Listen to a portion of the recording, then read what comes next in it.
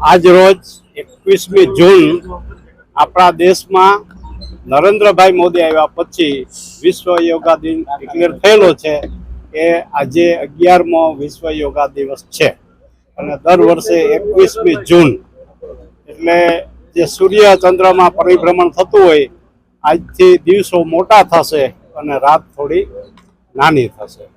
ખાસ યોગનો પ્રચાર પ્રસાર આપણા રામદેવજી બાબા કરતા હતા. પછીથી જ્યારથી મોદી સાહેબ વડાપ્રધાન બન્યા અને વિશ્વના 200ની આજુબાજુના દેશો લગભગ 190 આજુબાજુ બધાએ સમર્થન આપ્યું અને સાથે મળીને 21મી જૂન યોગા દિવસ વિશ્વભરમાં ઉજવાઈ રહ્યો છે. એનામાં સૌથી અગ્રસર ભારત છે, એનું આપણે સૌને ગૌરવ હોવું જોઈએ. યોગ કરવાથી રોગ પણ ભાગે છે. આપનું શરીર છે એ સુસ્ત હોય તો એકદમ બરાબર સારી રીતે એક્સરસાઇઝની જેવું જ થાય છે. પાચન શક્તિ વધે છે. કોઈ કુટેવો હોય તો કુટેવો પણ છૂટી જાય અને મનને શાંતિ મળે છે. આ સ્ટ્રેસ ભર્યા સમયમાં આખા વિશ્વમાં ખાસ કરીને યુવાનો ખૂબ સ્ટ્રેસમાં હોય છે. જો બધા જ લોકો દરરોજ અડધી કલાક જેવો જેને સમય મળે તો યોગ કરે તો એનાથી રોગ તો ભાગે છે પણ હૃષ્ટ શરીર થાય અને આ પણ એક જાતની કસરત છે.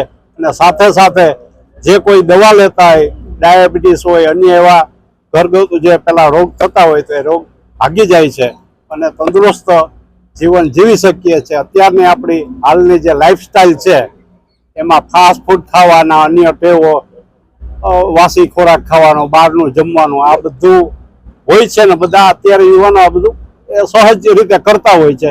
એટલે જો યોગ કરે તો એનાથી શરીરમાં ઘણી હળવાશ રહે, સ્ફૂર્તિ રહે, રોગ દૂર થાય અને હૃષ્ટપુષ્ટ શરીર રહે અને આખો દિવસ જો સવારે યોગ કર્યા સારા વિચાર હોય, પોઝિટિવ માઇન્ડ થઈ જાય અને સ્ટ્રેસ મુક્ત થઈ શકીએ.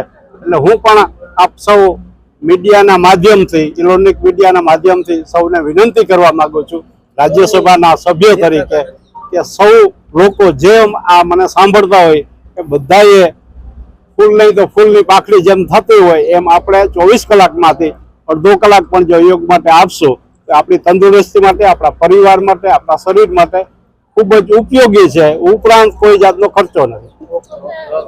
એ ખાસ